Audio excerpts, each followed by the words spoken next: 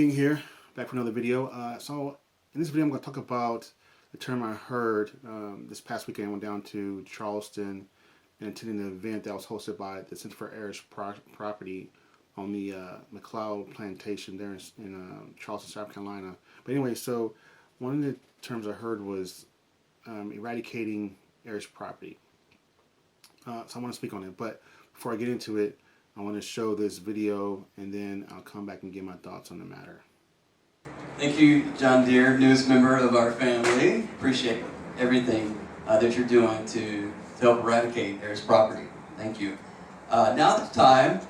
Jenny told you about our buckets of work, but we also want you to hear from our Director of Forestry, Steve Patterson, Brianna Bogan, who is our Director of Legal Services, Marcus Early, who is one of our Outreach Liaisons, and Esther Adams, who is Manager of our Strategic Initiative.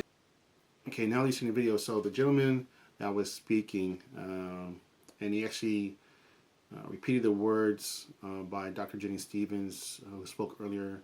I showed in this video, but I'll save it for another video. But anyway, he mentioned eradicating heirs property. So I want to give my thoughts on that term or the phrase that he used, and it's nothing against him per se, but what he said, I understand his meaning behind it. I understand the context behind it, because heirs property, it is a complex issue that politicians and lawyers and judges and the whole legal system is trying to deal with as time goes on. It is an issue when you have heirs property because the main factor is trying to get all those who have an interest in the property or potential heirs, owners of property, to come to the table, sit down and agree on how to handle the heirs property, right, by way of the laws and everything else. So I get the understanding, again, eradicating heirs property, but I think that we got to be careful with words, because words have meaning, especially when people don't really understand the complexities, understand the meaning behind it. Although I do, others may not. So you're seeing eradicating heirs property, it can have, I really think it has double meaning. But in the way I understand it is that eradicate heirs property, meaning that there's still heirs property, but you're clearing title. Right? You're moving the property from an heirs property category or being labeled as heirs property, right, on the books. You're clearing title. So you have all these individuals who are potential heirs, owners of the property, come forth and say, yes, I'm an heir to property, let's clear title, let's appropriate the estate, or whatever case may be, let's remove it from heirs property, let's have a legal good standing against the property, right, and form some kind of legal entity, would be association, corporation, whatever, land trust, and you establish, after you clear title, you establish agreements, rules and laws, known as bylaws or whatever. You form some kind of organization, right? You have a board of trustees or members that are heirs to property, so that you can manage the property only, as well as manage it as a business. So that's my take on it, but others might say differently. But the term or statement eradicating heirs property, I don't think that's really the issue or the answer, especially from a legal standpoint, because if there's individuals that do not want to clear title, right, the problem still exists. So should it be in a way that these rules and laws don't really know how to deal with this issue, right? So writing laws to say, hey, let's just eradicate the whole problem. That's just, the first thing that people might say when I've spoken with lawyers. Again, this is based on my experience and dealing with heirs property, that partition sell it.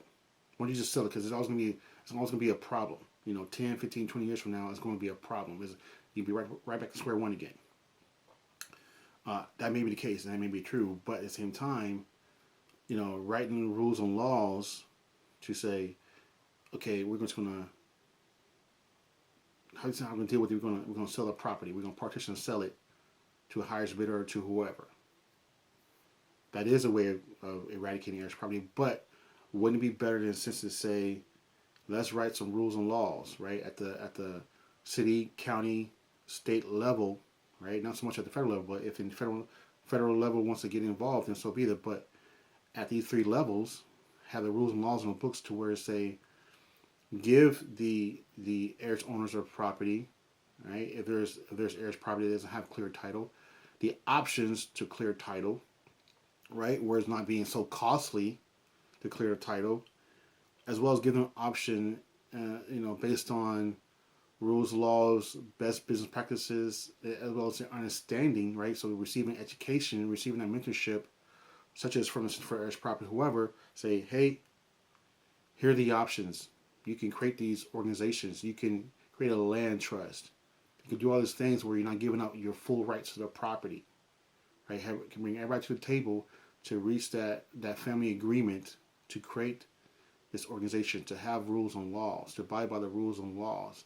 And then in the event that people still can't agree, okay, maybe buy out whoever doesn't agree, who doesn't want to be a part of it. Give them that option, but put it in writing. Instead of making this blanket statement, again, it's not a personal attack on or what the gentleman said. I understand what he's saying. But again, words matter. So eradicating heirs property, to me, is really not the answer in the sense that let's just get rid of it. Let's just make it to where there's rules and laws and books that there will never be heirs property ever again. Because, again, it's not shown in this video, but Dr. Jane Stevens said that once the land is lost, there's more to it than just losing land. Families are being affected, right? The tradition and heritage, the legacy is lost, right? Just like the Africans that were taken from their motherland, the slaves that brought to America, they lost, right? They lost family, they lost their identity, they lost everything because they're taken from their homeland. So then they come to America and they're able to acquire this land, purchase land, but then it's lost. Right? So more things taken from them. So I think the term eradicating heirs property, right, has pros and cons. It has good connotation and negative connotation. So I just want to speak on that. And I thank you for watching this video, and see you on the video. Take care. Peace.